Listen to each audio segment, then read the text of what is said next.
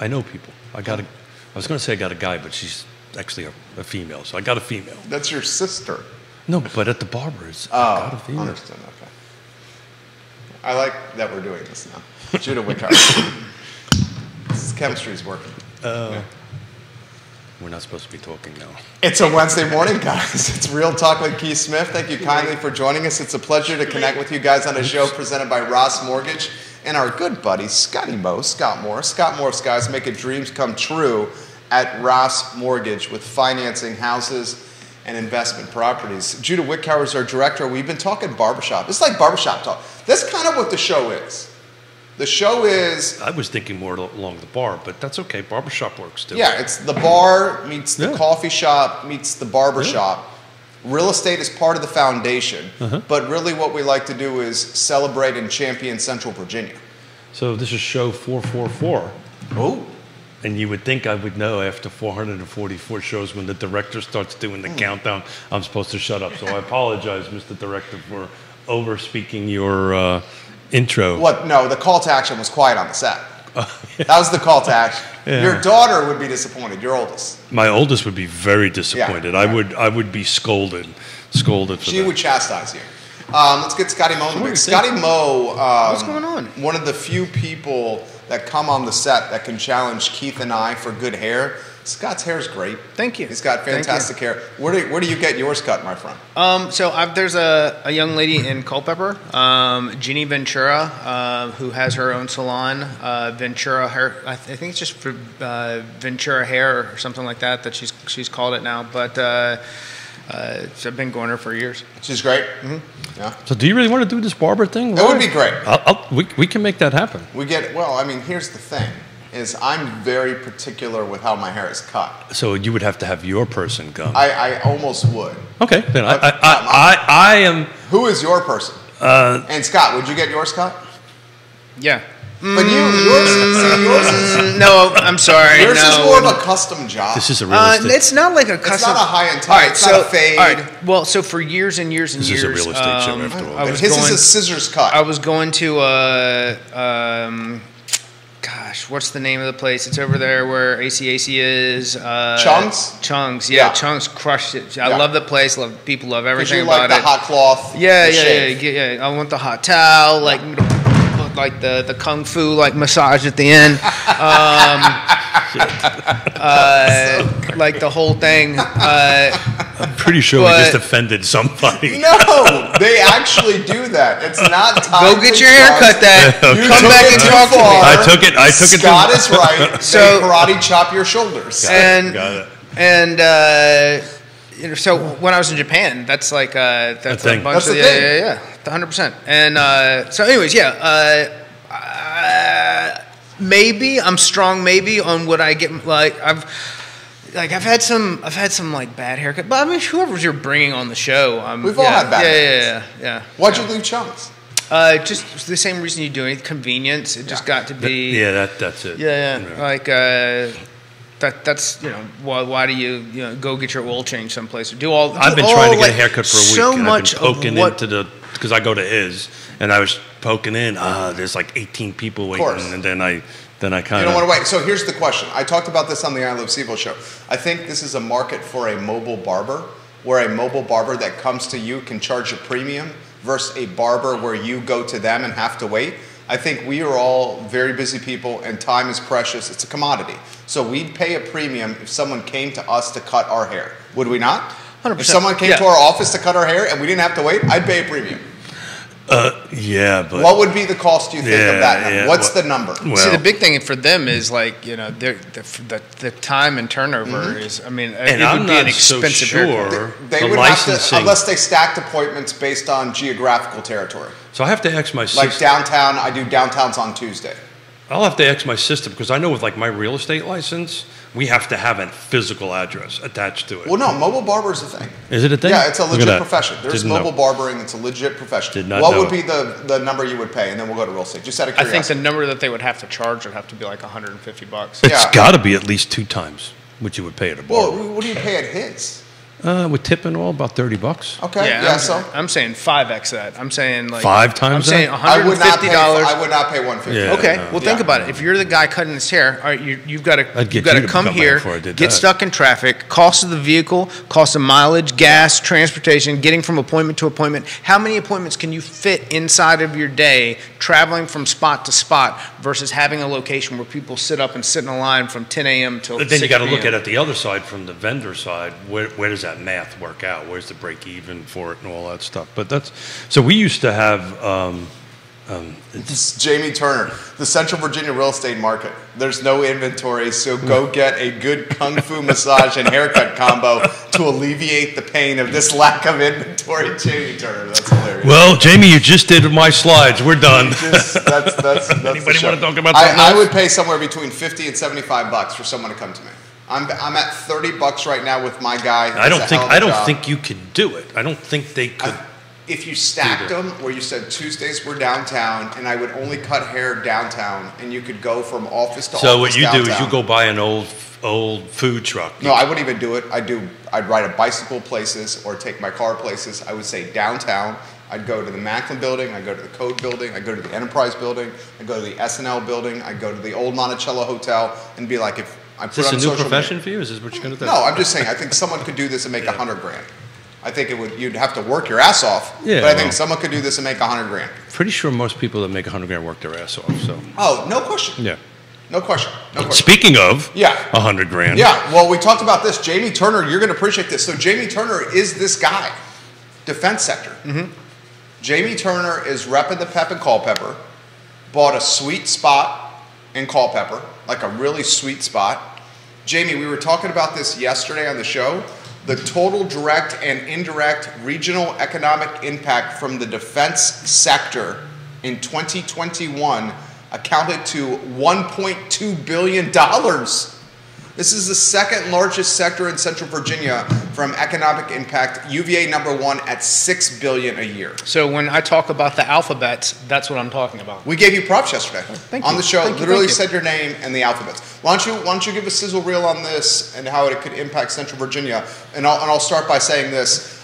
Scott Morris, the impact of the defense sector in Central Virginia and the Charlottesville area is $1.2 billion in 2021, according to a UVA study. What do you make of this? So that's one of the things I've talked about us being recession resistant, if not recession proof, is the fact that so much of the money in this area comes from the alphabets, meaning the DIA, the NGIC, National Ground Intelligence Center, Defense Intelligence Agency, and then the other one that is huge here in Charlottesville, the University of Virginia. And we're also supported by multiple colleges in Richmond, Fredericksburg, Mary Washington, Northern Virginia, and Northern Virginia is also stacked with government-funded money.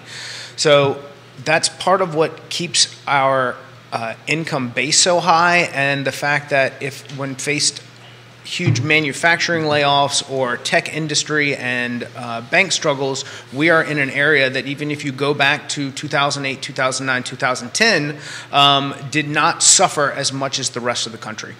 Well said, Scott Morris. Scott Morris, guys, Ross Mortgage. 7,000, what was the number, Scott? 7,347. 7,347 jobs, 618 million, Keith, in labor income, 831 million in value-added income, and 1.2 billion in economic output from the defense sector in the Charlottesville region in 2021, according to the Weldon Cooper study. Good job. So when you talk about those 7,347 jobs, there is a small fraction of them that are attached to this area, but they may not actually live in this area. But of that 7,347, that's an average income base. I guessed 100. In the report, it says 104,000. That actually equates to incomes that are received and spent and executed and taxed in the community of just under $800 million alone.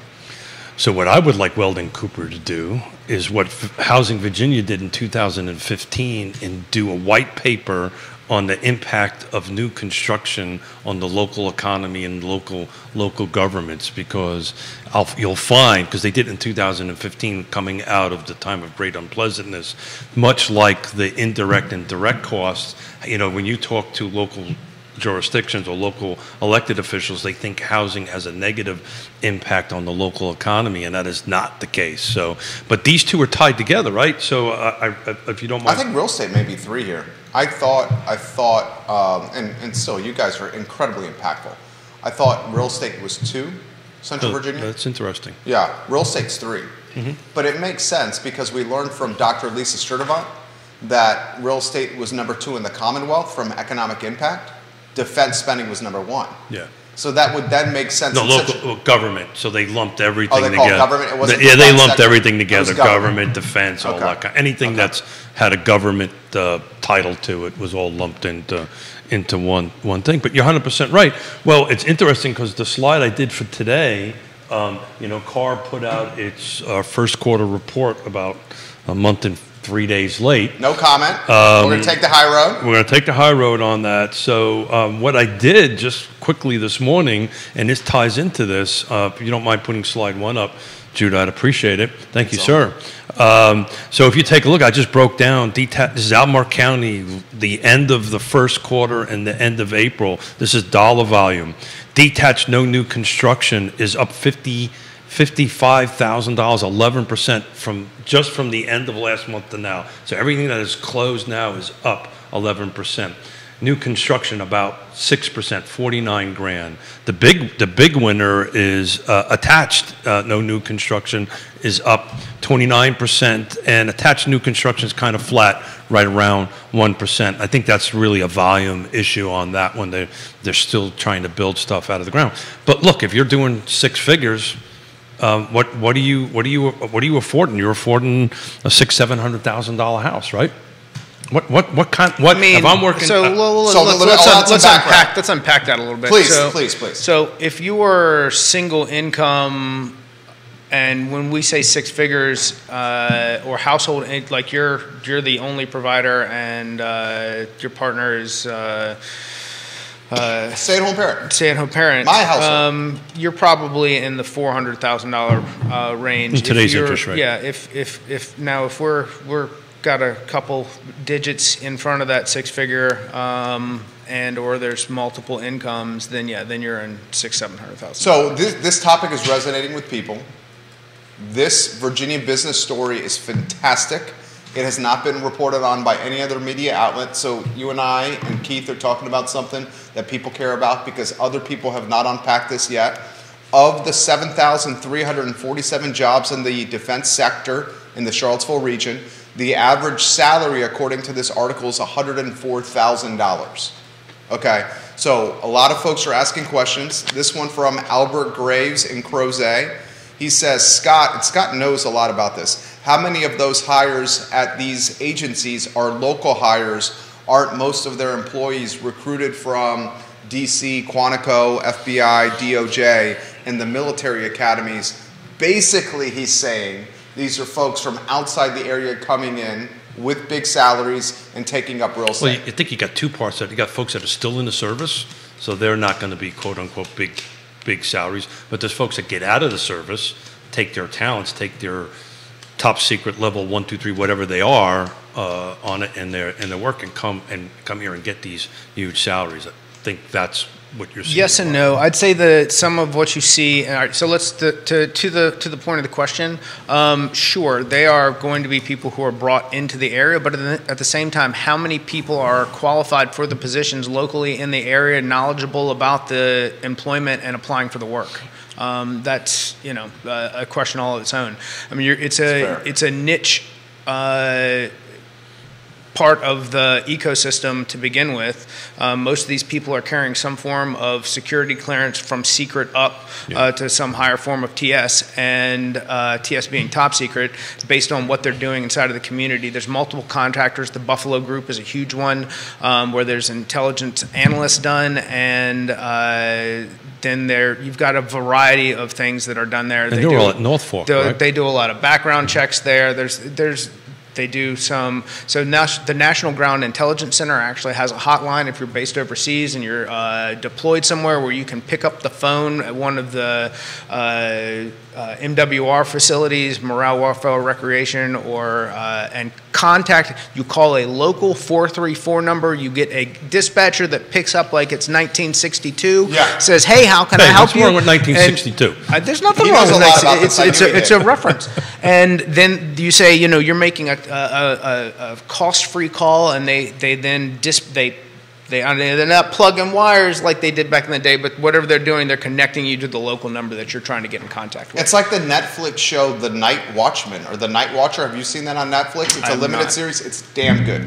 He's in the basement of the White House, and he takes phone calls and dispatches them. Yeah. It's fantastic. So they've got a somebody that does that inside of NGIC for our troops around the world. But that's like a job inside of like this 400 people who are doing different things, and through multiple contractors and actual things. What's more interesting about this? They're growing, right? They're building, they're expanding their facility there. This isn't going to be one of these things that are going to get shut down and come out of our region. I mean, it's just going to continue to grow. That's super interesting. I did not know that slid up to number 2. That's a big number. Neil Williamson says he's watching President Free Enterprise Forum. For what it's worth, the Albemarle County Board of Supervisors will receive this report in their meeting this afternoon. Mm-hmm. So this is being presented to the people running a $550 million jurisdictional budget this afternoon. Jamie Turner and Culpeper. Culpeper's a great spot. Does that mean look out if you're employed there? They're trying to figure out a new way to tax you? Maybe. Jamie Turner says, my neighborhood is majority Fed intel, most of which can't really tell you what they do. Sure.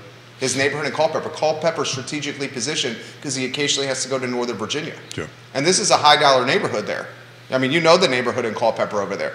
So I don't know. I encourage anyone to check out Virginia Business. The headline's called Under the Radar, Charlottesville Defense Sector Has Stealthy Presence, Big Impact. I would love to see the legacy media unpack this study as well, because a $1.2 billion yearly impact, at least as of 2021, according to this study, is pretty damn significant.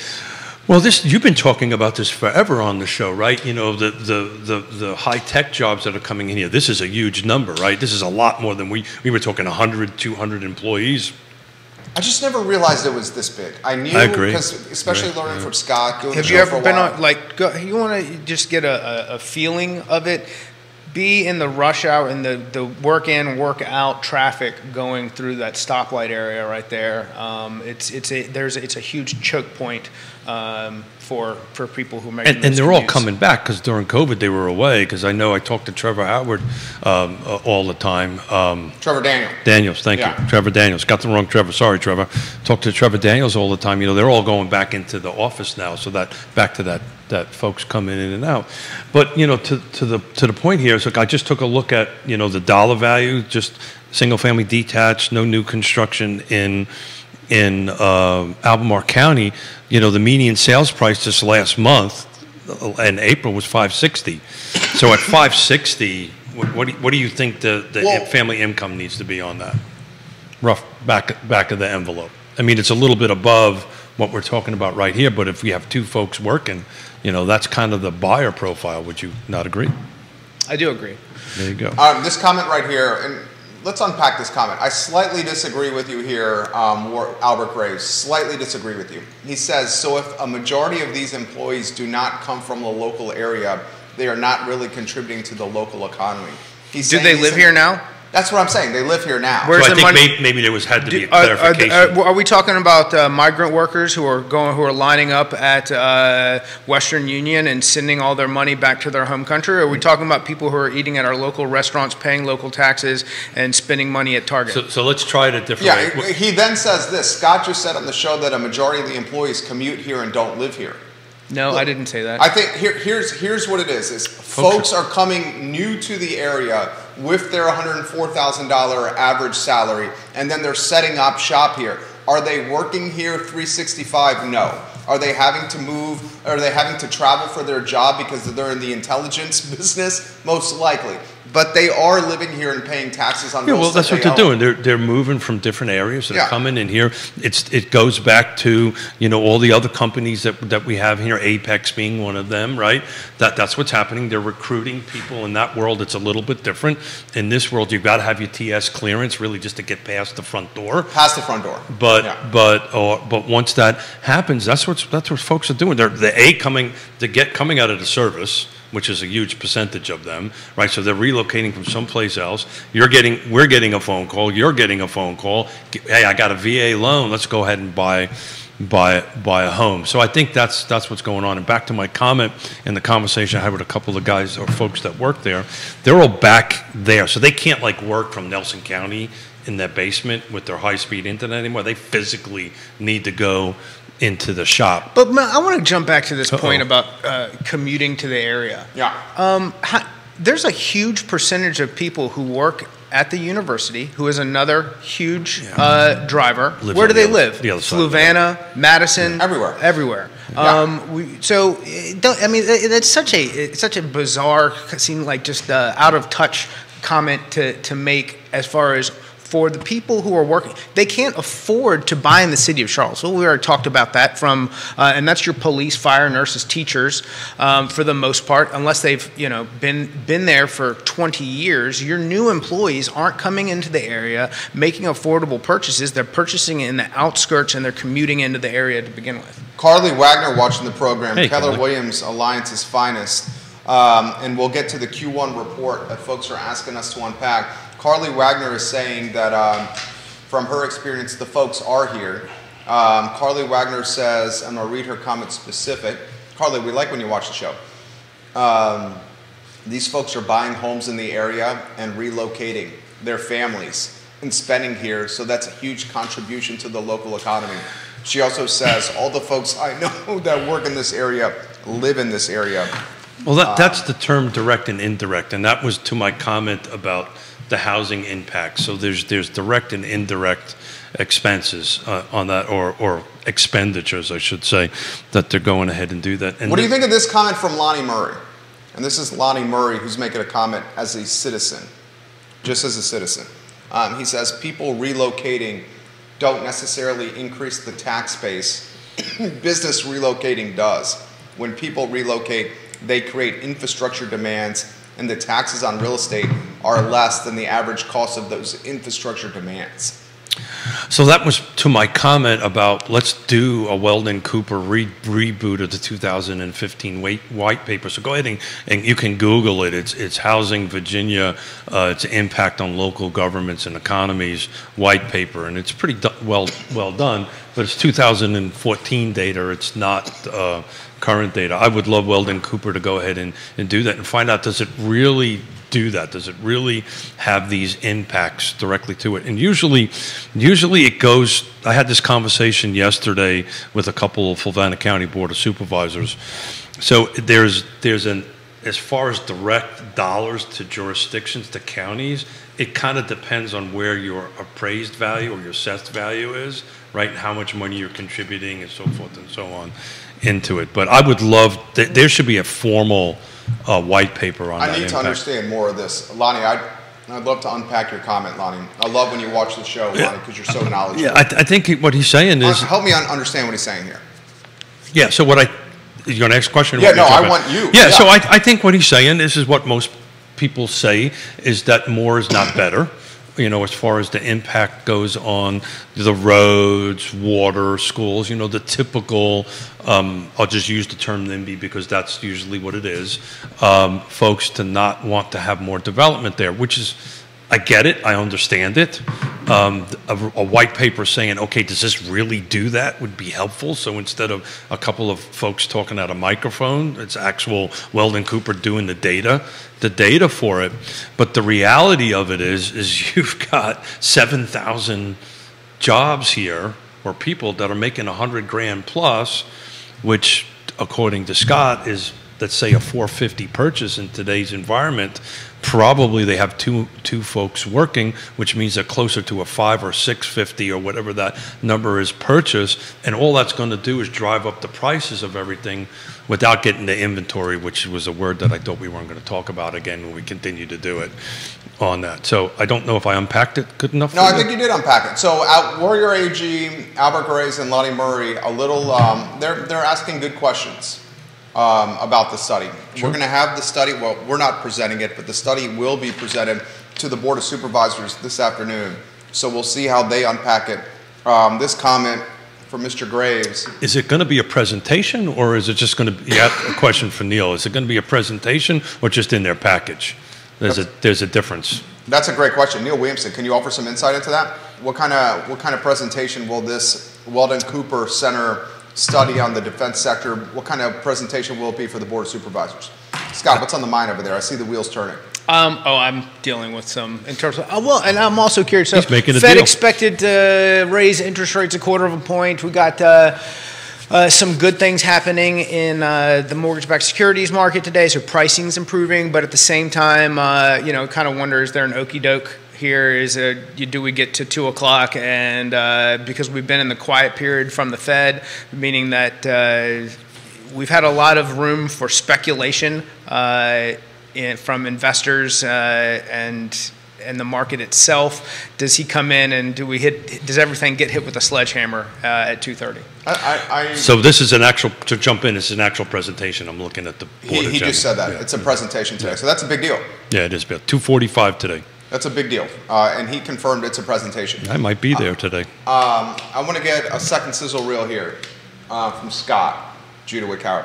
So the expectation is 1/4 point from Powell, and we should get this one out soon because it's dated, J-Dubs.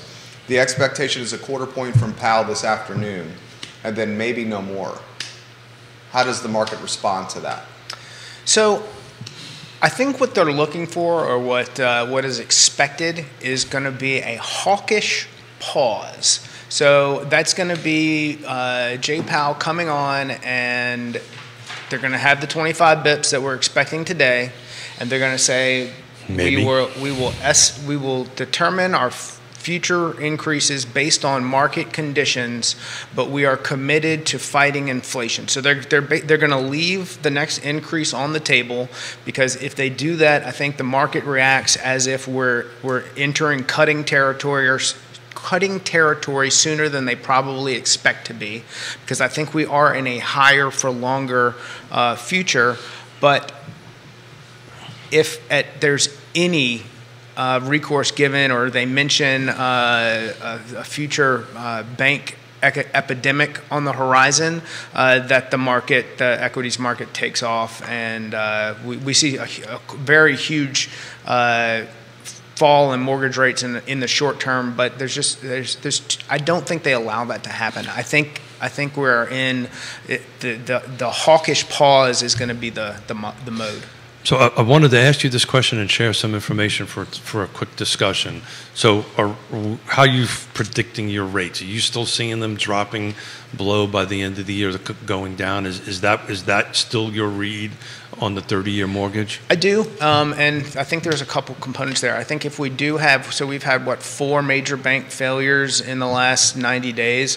I think if that 4 were to go to 10 or 12, I think that the Fed's obligation would then be to turn the money printers back on in order to protect the greater economy, in conjunction with whatever this Mexican standoff between the president and whether or not we increase the debt limit or not, which is something that's going to happen no matter what, because we don't want to actually default on our national debt. That would create a global economic problem. So whatever happens there is a sideshow. Whatever happens here is the reality. And if we were to see multiple regional banks continue to fail, the Fed's obligation to protect that would be greater than their obligation to inflation. The money printers would turn back on, and we would see mortgage rates rapidly decline. Tumble. Now, the likelihood of that happening, I don't know enough to be that guy, but I would say that there's enough danger there that the market is somewhat pricing that in. So I do think that we continue to see mortgage rates decline throughout the year, and we get to a potentially, my original prediction of we put a 4 on it. Really? Whether it be 4.99. He did say that. He did say that. Or we get into the really is you're still feeling that way. The reality is, I think there's that a very specific we're reason still I'm asking you trending in that direction. That is, everything is in line to have that continue. So I'm asking that for a very specific reason, because it's a tie-in to some phone calls I got from our last couple of shows. Jerry and I did on the return on investment for renovation work, and this construction conversation we've been having.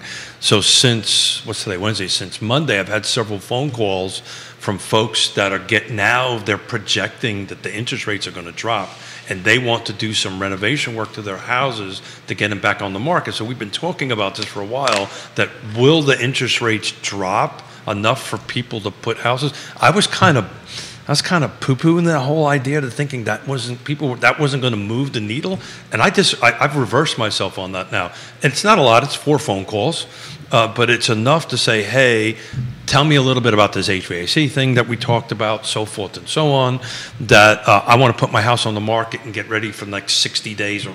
Basically, the fall market is what they want to get ready for, because we're thinking interest rates are going to drop and we want to jump back into the market. So I really think you're right. I think it's going to stimulate the sales end of it, definitely the buy side. But I think you're going to start seeing an uptick. It will stimulate the listings. We will get more on market as rates fall. People will be more committed to making that transition. But I stand by the fact that we have an enormous problem from when rates were so low that we've got a ton of dead inventory out there. And what I mean by that is that you've got people who were low income earners who haven't had significant increases in wages, or salary earners who purchased at the north end of their price point. So that if for them to put that house on the market, they would be making a lateral or downgrade move. So there is not incentive for them to do that. And even if there's family changes, they're just going to suck it up and have another kid in the house that's maybe a little too tight for them and all that stuff. I don't disagree with that at all. I've publicly have said I thought the 3% was going to bite us on the butt at some point, and that's what it's kind of doing at the moment. But I think if you start getting to that with a 4 in it, I think you're going to see a certain amount of inventory come on the market that would not have. You'll appreciate this. This is from Twitter. Proving Scott Morris correct from 2021, Charlottesville commuting patterns. Here are the commuting patterns from 2021, proving what you said was legitimate and correct. Thank you for that on Twitter, Sir Williamson. Keith, folks want you to unpack Q1 card. Give us why don't we do this? And here's a good sizzle reel for Keith. I'm not so sure I want this a sizzle reel, because I got to tell you, it's going to be everywhere. Yeah. At least for the next 48 hours. If it just came out. Yeah. Why don't you give us the news bite? You know how the TV station you get 15, 30 seconds on this? So to be totally honest and to everybody, to be transparent, I read it quickly and put it down because it's already old. Right, and that's the reason I worked the slide number 1 up to say, okay, what happened since the end of the first quarter and the end of April? So in Albemarle County, everything goes up. I think if you read through this, and one can interpret it that maybe the market is a little soft. I read it very quickly this morning for a half an hour. I didn't really get into great details in it, but I think, in fairness, I mean they're about a month late to the game, and why does it come out late? I think it's just the process that they do. It's Carr doesn't do it. It's Virginia Realtors does it. So they have to take all the data that it closes, go there, process it. We do this because we're a little bit more nimble, but we put our numbers out like within the first couple of days of April. So I think it's a great reading. It supports some of the stuff that we've been talking about for a while, but there was a bit of a hangover the first couple of months in the first quarter, and then there's been a rapid increase in the last month of the quarter and this month, and I can prove that because I just ran the volume. Just the first quarter, single family detached, no new construction, Albemarle County, there was 145 units sold. In April alone, there was 88 sold. So there was a bit of a hangover in the first 2 months. People were kind of like, a little hangover from the end of last year, and then in the last month of the quarter started rocking. So when you take a look at it holistically in 1 month, it doesn't look all as positive as it would if you take it apart month by month. But we do this over here pretty spot on and at real time on that end of it. What are your thoughts on what he said, Scott? Follow up on Q1 report. Folks asking about that. It's just a completely different market. I guess to look back on something in the first 90 days of the year, when here in May it's completely different. How relevant is the report? If I can jump in, historically the way that it's been done, it kind of made sense, right? But this market's too fast. But this market's been moving this fast for a while. Yeah, 3 years. And 3 years. And 1 month to the next month makes a huge difference. Inventory is down, right? The volume of sales are down. We've been talking about that forever. Prices are going up. But if you kind of clamp it all together, I don't know what that report said because I didn't get too much into it. But we know like City of Charlottesville and Albemarle had a bit of a decrease in the first quarter. But now Albemarle's just shot up by 11% just in the last month. What are your thoughts? I mean, so we faced a volatility in rates and inventory and pricing that we haven't seen in 30, 40 years. And along with that, one of the things that we talk about is affordability. I don't know how housing has never been super affordable. I remember having an apartment in Woodbridge in 99, 2000, and with rent at like $1,200 a month for a little 2-bedroom, and now that's probably close to $3,000. But on that was on an income of where I was probably making less than $3,000 a month at the time. So which was 50%, almost 50% of your income. Yeah, and which is not that is roughly what we're looking at now with wage increases, and it's not significantly different. And that was 20 years ago. So 22 years. I don't want to talk about how long it was anymore. But so you still got the baby face, Scott. So the volatility that we've seen. Until we get some stabilization of rates so that inventory can start to redevelop. I've talked about it being a living organism.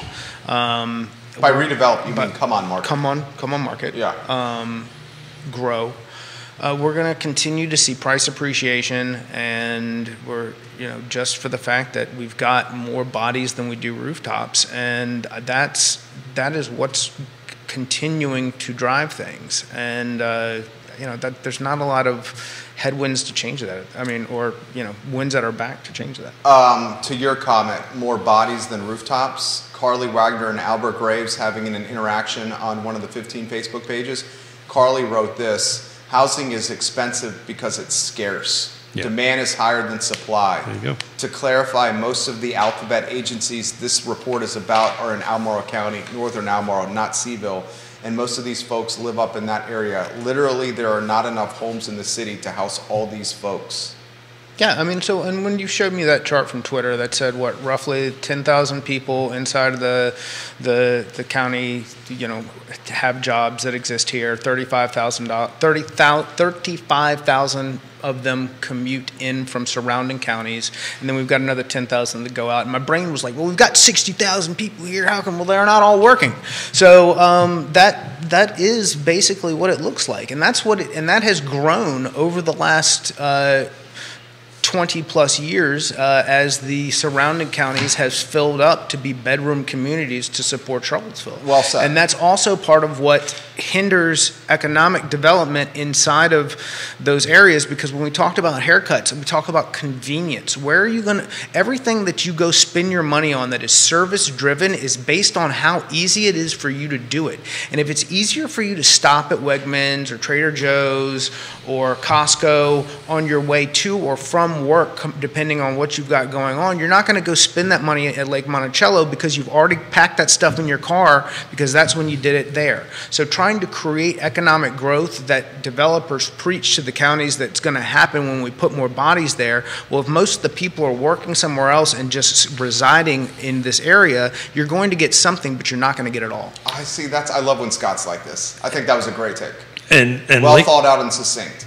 Absolutely. And Lake Monticello, you bring it up as a prime example to that, right? So Food Lion, that Food Lion out there is the #1 in the Commonwealth. And for its size. Yeah. But the average checkout is less than 12.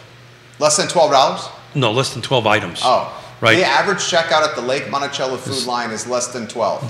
This is That's a couple great months old. stat. This is a couple months old when I was talking. That's very interesting. That's a fantastic I stat. love stuff like this. Yeah, Go, baby, let's go! Me So too, me if too. you actually go there, you will see that. You don't see the huge baskets full of food. It's usually small items and all that stuff. So, but why is that the fastest growing? It's because it's a convenience factor, right? When I first Well, and it's got no competition. well, It's got a captive market outside 4,500 homes, Lake Monticello, and it's got no competition. well, there's E.W. Thomas in Palmyra. How far away? It's not even how far away. It's the opposite direction where most people are driving. That's the real issue. E.W. Thomas picks up all of Fork Union Yeah. and that area. But some number, 80%, 60%, depending on who you talk to, leaves Lake Monticello to go into Charlottesville or go into Town. Richmond. They go to town. They go We to don't call it town. We Charlottesville, call it it's town. Sorry about that. We call it town. I This is from Neil. apologize. This is the stat they're talking about. Neil Williamson put this on Twitter. So if you want to see the graphic, head over to my Twitter account at Jerry Miller Now. I retweeted what Neil posted. These are commuting patterns. Neil, what's the source of this? If you can give me the source, that would be great. People who live and work in the Charlottesville area, it's under 10,000 people, about 7,500. Mm-hmm. People who commute into Charlottesville, 32,500. I was looking at it and need some glasses from across. I said 35. So- It was so a- what it was we a glance. call in It was a People glance. who commute out of Charlottesville for their job, out of Charlottesville, 12,000. So are we talking about the city limits of Charlottesville? Does it include the urban ring? Is it? Great question for Neil. He sent that graphic. I would love to know that. Yeah. Convenient So patterns. because we say Charlottesville, that's more than just the city of Charlottesville. Yeah, that's right. That's right. Albemarle. That's Forest Lakes. That's where. Yeah, we just talked about Ninjik. That's technically in Yeah. Albemarle County, right? But do we call that Charlottesville, or is that because when you have conversations with Yes, clients, I think when we when someone is looking at where they're going to live, move, whatever, if they're considering green but they're working at Injik or Jim Price Chevrolet or one of the dealerships in that road, they're calling that Charlottesville when it's Albemarle County. does he have Fluvanna County in there? I would love the commuting patterns for Fluvanna County. Yeah, which is Neil. so we could talk about it. Yeah, and particularly Lake Monticello, because I threw this number around. I just want to make sure I got it right. That how many people actually move out of Fluvanna County into Charlottesville. It may not have broken that down. I can tell you this much: there's a new roundabout in there that has 18,000 cars a day go through that. That count I know verbatim. So they're going somewhere. Outside of Lake Monticello. But back to the Food Lion thing, that's what happens. People do their bulk shopping That was a great stat. in that. But like for me, when I first moved to Lake Monticello in 1987, you had to go to Charlottesville to get gas and milk. Right, there was a couple of places you could go to EW. Outside the main gate, There you was had one that little outside the main Citgo. gate, and that was that was just it. Because back in '87, actually, that wasn't even there. Yeah. So you had to go to Palmyra because the Amoco station Yeah. in Palmyra, or go to E.W. Thomas in 1987, or go to Charlottesville. Hey, and that station was like, they came in and pumped your gas for you. They still do way. that, by the way. Oh, really? Yeah. Mom, great. My mom goes there because she refuses to pump gas. So she literally goes there because I love some your guy mom. goes out and pump. Dad's, by the way, keep thumbs. Dad's under the knife today. My Shoulder? pop getting Yeah. his shoulder replaced. Pop, we love you. Thoughts to Lenny? Thoughts? Carly says you've been spot on all show. Scott Morris. There you go. Thank you. Kevin says this: take a notice of the lake inventory at the Food Lion and walk through any other Food Lion and see how many products are not there. What does that mean? Oh, that's very interesting. He used comment. to live at Lake Monticello, didn't Yeah, he? that is very interesting comment. So if I'm going to interpret it or unpack it, to use your terminology, there's things you can buy at the Lake Monticello food line that you can't buy in the Charlottesville food line. Like what? You know, certain kind of gourmet foods and different quality foods. There's a larger organic section. Why is that? It's because it's buying patterns. It's what the lake's buying. That's how this works, right? So it's interesting. Yonna likes to eat pretzels that don't have salt on them, just so that you know. She likes pretzels with no salt? No salt on them. them. Do they have taste? They taste like pretzels with no salt. These pretzels are making me thirsty. I love Yonna, but pretzels with no salt, do they have taste? But to this point, try to find pretzels in a store that don't have salt on them. Because there's some reason for that. Well, they make them. Utz makes a thing. Okay. I'm making a point here, Mr. Miller. So does she buy so many pretzels at Lake Monticello Food Line that no, they're stocked? I went to the general manager and said, hey, is this something you guys can stock? And they did. So I buy these pretzels for my wife. But so many other people must be buying them because every time I go in there, there's pretzels there without any salt on them. There you go. So what happens Trend center, Yonna. Well, what happens is, that hole when you plug in your little code number thingy, right? Yeah. Mm-hmm. It's all about your buying patterns and how they stock it. But he's 100% right. You can get things there that you probably wouldn't get at a different food line. Let me ask you this question. So this is a conversation that's being had on multiple Facebook pages here. Bill McChesney's now jumping into the fray as well about the impact of defense in the area. And there's some concern that this impact is not a true reflection of what it is because folks aren't living necessarily in the area. I would love to clarify what the Charlottesville region is. Would you include Culpeper in the Charlottesville region? No. No, I would you include Madison in the Culpeper region? The Charlottesville area. Tell me what the population of, isn't Madison they're kind of like they're like your food desert of real estate in between, and I don't mean that in like a derogatory way. It's under 20,000. Yeah, I'll find out right now. Madison County, Virginia population. Okay, so a better way. Madison's 14,000. Yeah, so under 20. So what's the Charlottesville area? So the comments that are being had here, and I get it, are like some of these folks that are working for the Alphabets are commuting as far as an hour away. So how can this Weldon Cooper Center study say it's 1.2 billion for the Charlottesville area? So multiple folks are saying that. But UVA is the same thing. People drive an hour and a half. So I think the question is, okay, what's the driving radius from around? That could be the question. If you know, and the problem is that, excuse me, Scott, that rubber band has expanded. It goes to this. You're going to have if you're paying somebody $200,000 a year and you've got a couple of those guys and they don't want to live here because they already have a dope pack somewhere in, let's say north of Culpeper, because they started out in Northern Virginia and then they ended up here and there's still some of their money is going to get spent in the area.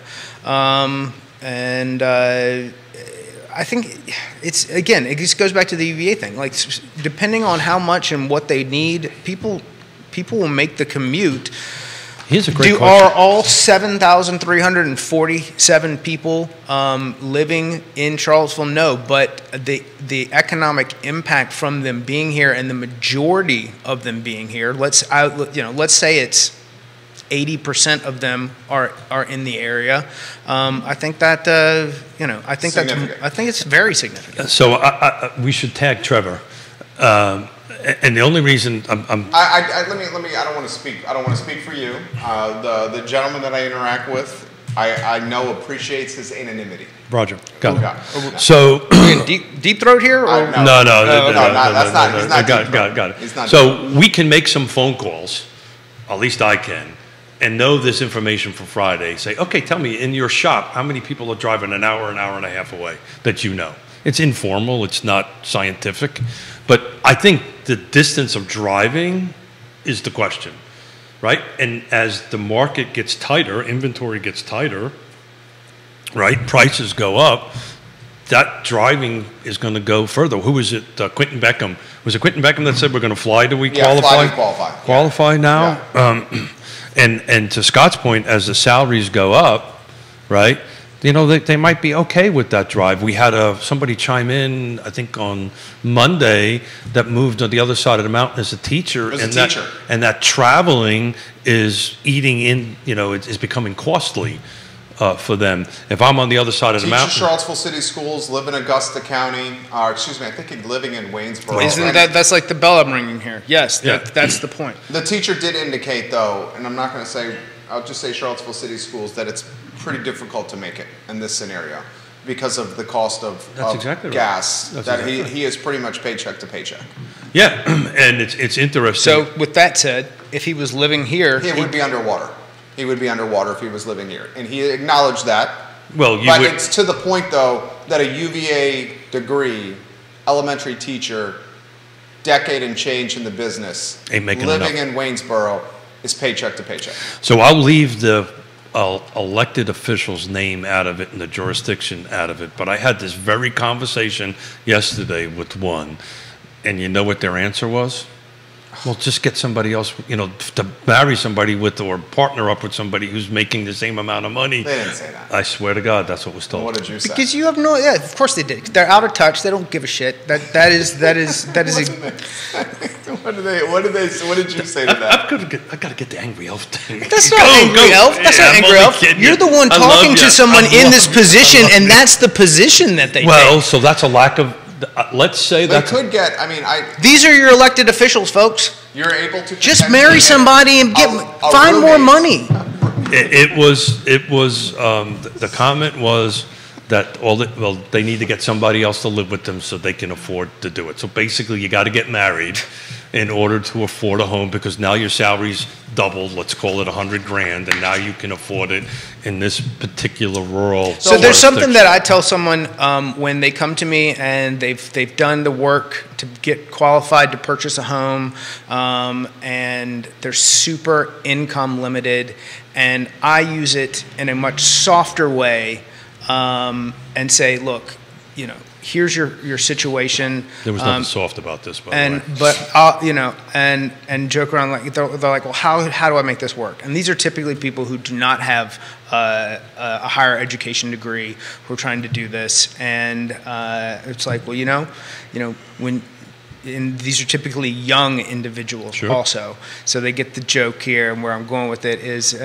make sure on that Tinder bio must mortgage qualify in there. Don't let some dude come in here ruining your life. Is dating in 2023 now just? Are we? Hey, you want to buy a house? Is it not just personality? Is it not just your hobbies, your interests, and your looks? Is it now your credit score? And how much money you have for a down payment? That's a question for the feed. Is that now what dating in 2023 has turned into?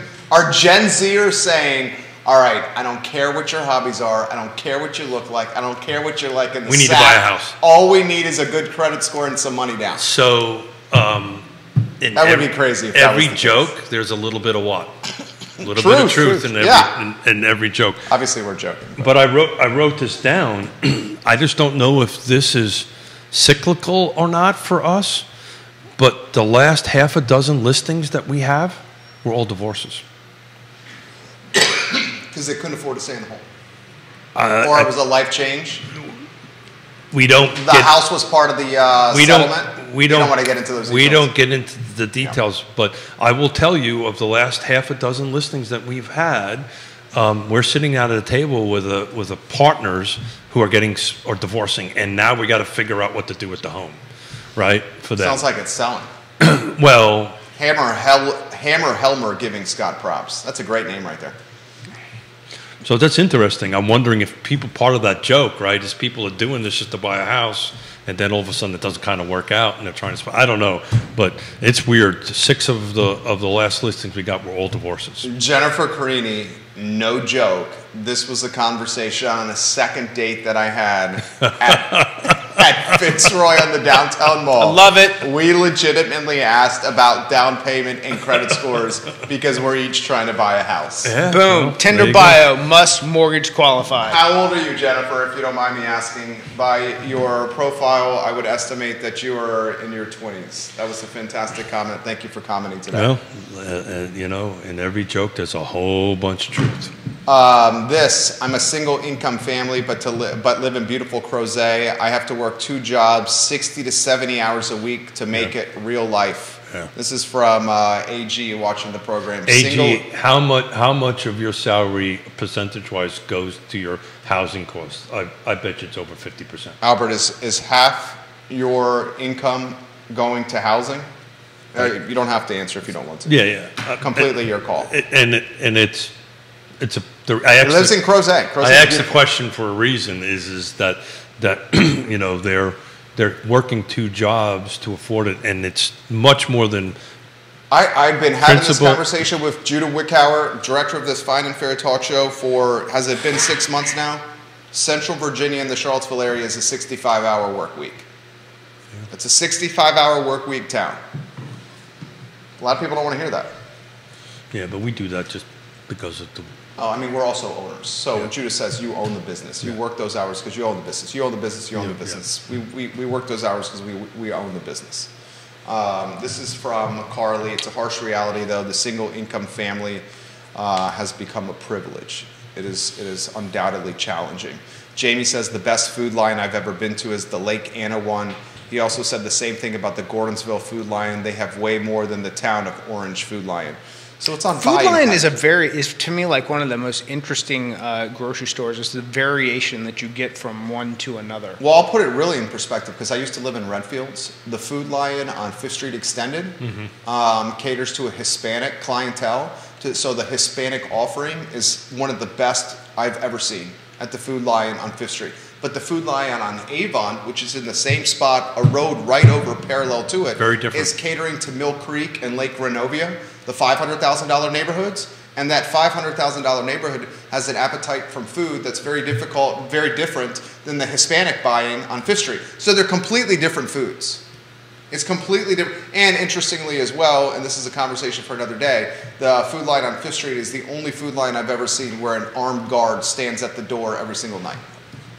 Like literally a man with a gun is standing at the door. And they lock one entrance, so there's only one entrance. They lock one entrance, and that place has been through, and a lot of variations. It's that talk about a life cycle. That whole little shopping center right there before 5th Street Station was there, and you had the Hardee's, and that side of town was just different. It used to be Shades. Yes. It used to be shady. It's been gentrified completely. Albert Graves says Keith Smith, 55% of my income goes to housing. Thank you for sharing. Please, thank you for sharing. It's an important number for folks to understand. We work 70 hours a week, and I'm sure that's the principal, interest, taxes, and insurance, plus your utilities and all that stuff gets lumped into that number. And I bet I'm not sure what's included in that 55, but it may be a little stronger than that if you start lumping in the rest of what you need as far as utilities and so forth and so on. But 55%, it's supposed, if you pull up. Well, I think that number's dated now. The third of your income should be, I know chemistry, we spend so much time here. I think that number's dated. Like the number where it used to be 7 years for people staying in a house is now 10. And if you read the NAR data, people are saying they're going to stay much longer. Because they have to because of cost. Much longer than that, which is going to have a hearing aid popping out here. Don't you think the third number is now dated as well? Well, that's our chemistry's work, because that was the point I was going to make, is that I think HUD needs to start using a different ratio, because I don't know. I mean, you know this. You do this every day. Yeah, this is his job. Right. I know, Scott. Hello, duh.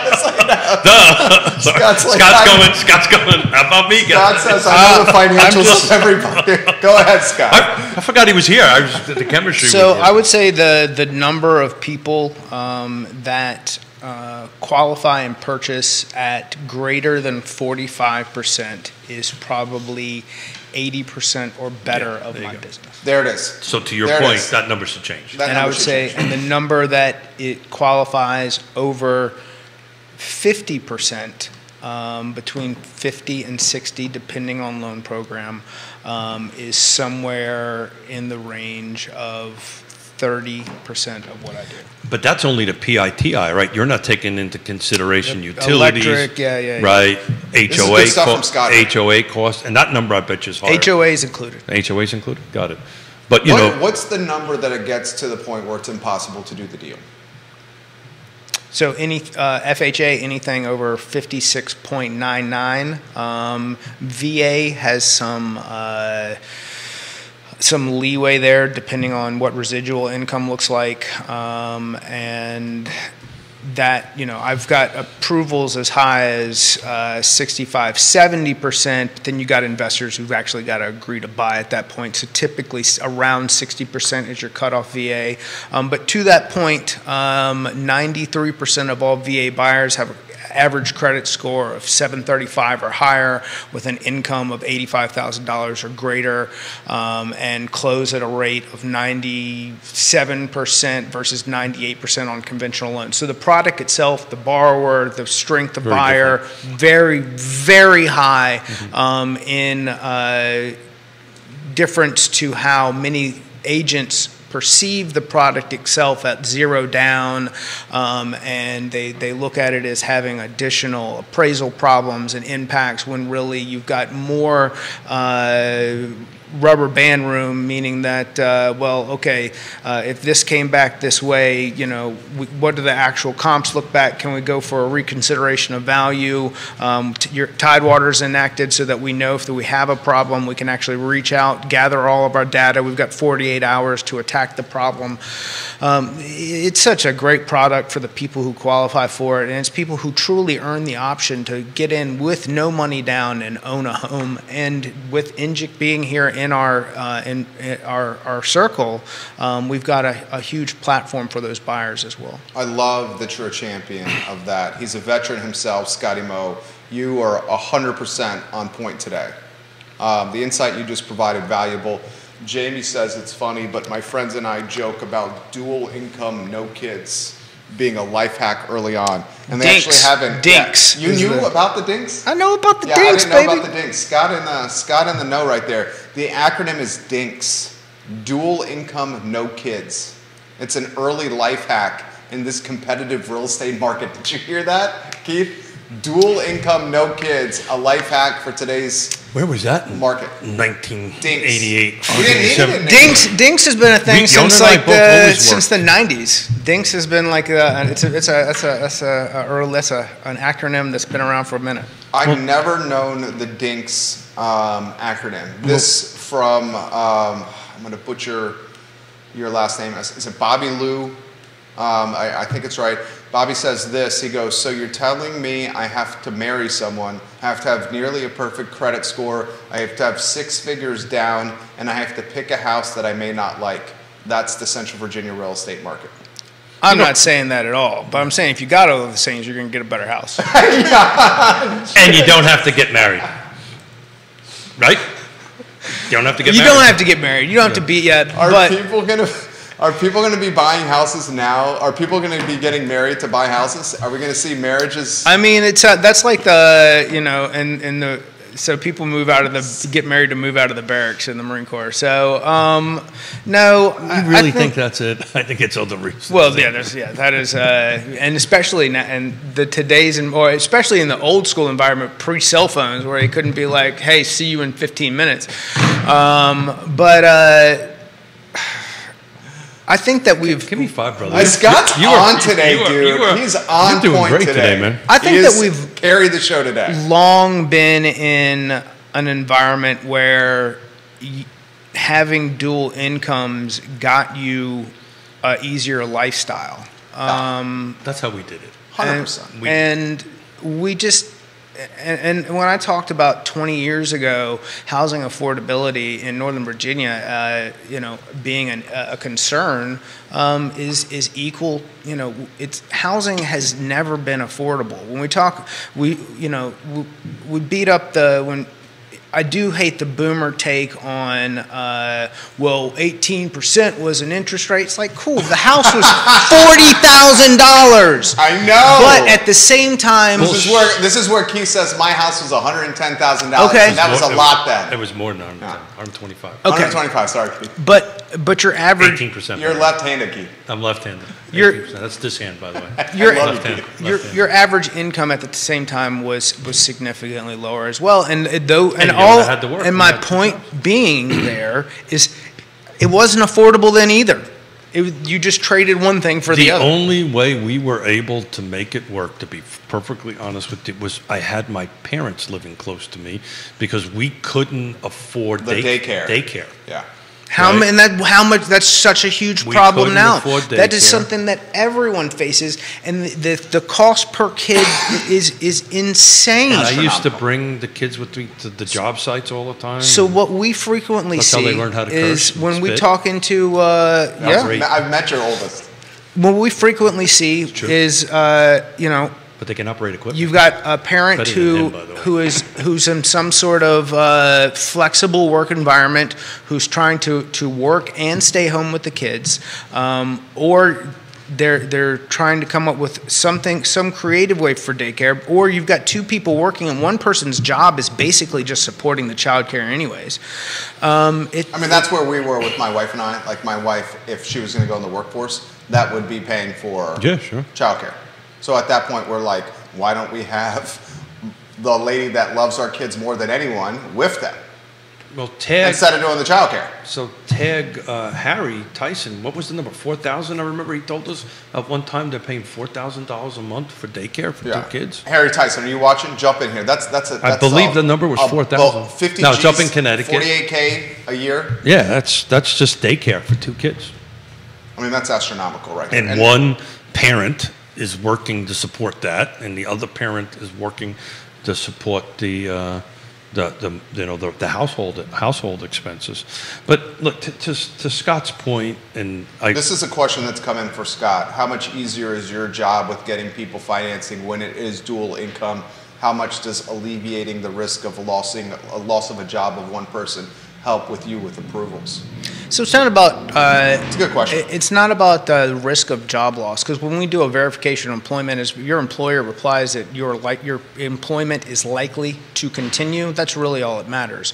What makes it easier is with two incomes, assuming that the people with two incomes are trying to buy the same house as the human with one income, that they're going to have, depending upon student loans, credit cards, and auto, a lower debt-to-income ratio, so that makes it easier for them. It's not showing the ability to repay, and that is the burden on anyone trying to buy a home, is showing that I'm making this much money and that money is likely to continue.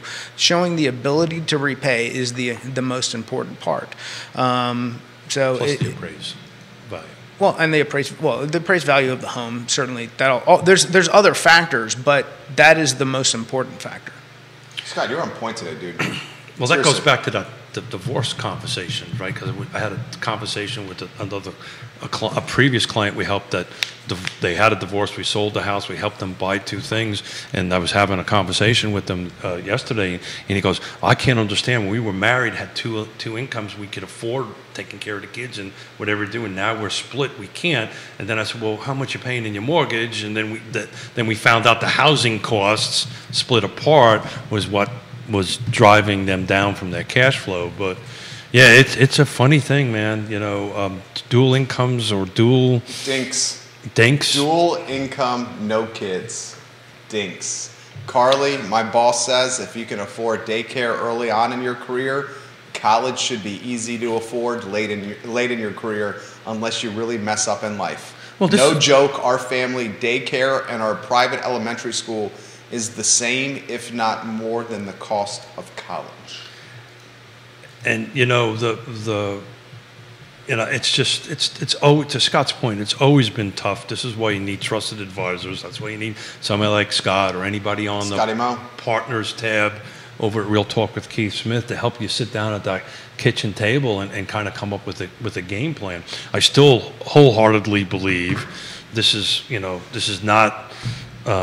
difficult, but get into the game, get into the ownership, even if it's not the perfect location, the perfect house, the perfect features, the perfect condition.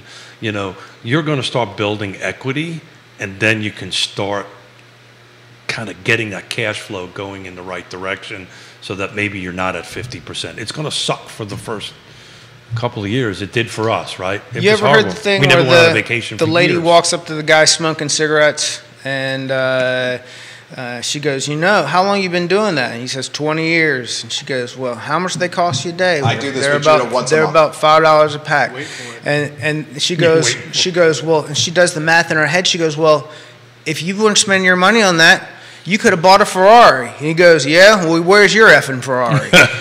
And the longer that you wait to get into the real estate game, and the longer that you stay renting, those additional monies will likely be spent on things other than the wealth growth that you'll establish by being in the home. So the likelihood for you to then, you can't sell your apartment that you don't own, take the profits and roll it into the next house. You're just spending money. So the sooner that you begin, that is the better off that you're going to be. So when someone asks you why you haven't done this, you can show them the progress that you've made. The house is your Ferrari. There you go. That was great. And that Ferrari's never going to make you money, but that house will make you money. Well, Wow. yeah. I mean, if you buy it at the right Yeah, price, depends on the vintage, Ferrari. keep the miles off of it, And you take garage care of it. cap. The Ferrari Those probably would make 80s you money. Welltail Porsches are crushing it right now. That's the second time you brought that car up. I love that car. Come on, man. You've been doing well. Buy yourself that car. Nah, pass. What's What- the cost on that car? Is Not it as $400? much as losing my driver's license, and I don't have time to track it or play golf or go fishing or do any of the other stuff that I like to do. Why am I going to buy the car? You never think you'll buy that car? No. Is that a quarter mil? I don't. I mean, I could probably get something in the $40,000 to $60,000 range, depending on what exactly that you're. I'll tell you, I looking wish to I do. never got rid of my 1969 Camaro You SS though. mentioned that. I wish I never got rid of that. Hindsight's 2020, but you in that car though, you're alive. I'm alive. You're alive. I'm alive. How about some closing thoughts? Sarah Hill Buczynski watching the program. She says, did you see the NAR report this week? Homeowners gain $100,000 in wealth That's right. over the last decade versus renters. That's exactly right. There you go. There's you your go. Ferrari. Well, There's your Ferrari. there's your sending Sarah, we kids love to when you watch the show. college. Yeah. There's your taking your wife out for a 25-year wedding anniversary trip around the world. Well, that's all right, where let's your qualify wealth- that. Yeah, please. That in that equity that they've gained, the only way to do those things That's with paper them money. is to Refi. get HELOC. to take a cash out, who increase do they your call for that? balance. That's me. Right. Solve some of your debt problems. But I was trying to throw him a bone it's here. just it's just so matter of fact. it's just on the table until then. Oh, that was so matter of fact. This was me trying to toss one to you, I buddy. I appreciate it. Yes. And if you are someone who's gotten yourself into any kind of debt position that you need Oh, to yeah. take that equity off the table, let's solve the problem before it becomes a bigger problem. Because at that point, it may be more difficult to actually execute. And State of Virginia, yeah. 31 days late. You just lost all your rights. There you So- go. That's this show was great. It was genuinely a pleasure to host the show. Scott Morris, Ross Mortgage. I'll say it again, Scott Morris and Ross Mortgage. Call Scott, his team, A-plus people.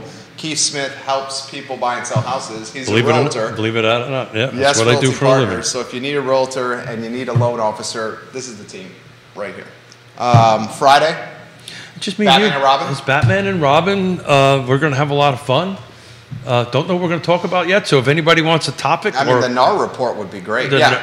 NAR report, I've already referenced to, but that's a good one to bring back up. How about this? Anybody want headgear to be worn on Friday? Tell us what to do. Maybe we'll go out. Props. Any prop ideas? Throw them our way. Keith's prop closet is Growing. synonymous with I don't know who has a lot of props. Lizzo. I don't know. It's growing. It's Lizzo's behind got me. a lot of props. It's growing. Keith's got a lot of props. All right, Judah, Keith, Scott, Jerry. Real Talk with Keith Smith, presented by Ross Mortgage. I Love CVille show. 59 minutes. Take care, guys.